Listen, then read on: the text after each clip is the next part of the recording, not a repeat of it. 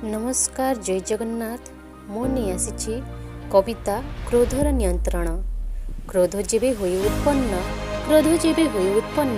मने शांत को कर अनुकरण। अन्य को खराब शब्द न कुह, कहवा आगु सेठारु पलाओ। क्रोध को नियंत्रण करिबा पाई एकुटिया रुह समस्तंक भल पाई। क्रोधरे भूल ठीक जना पड़े नाही। जिनिस भांगी कटु वचन कही निजर क्षति केते जे काई। टिके टिके रागी कथारे अशांति रुहे संपर्क भांगीगले थरे गढ़िबा कष्ट हुए आउ थरे। क्रोध करे सर्वनाश हृदय न देबा बास। क्रोध करे शरीर मनर क्षति दूरेबाकू नाई आउ अन्य गति। क्रोध को करे जे त्याग शांति रहे आग।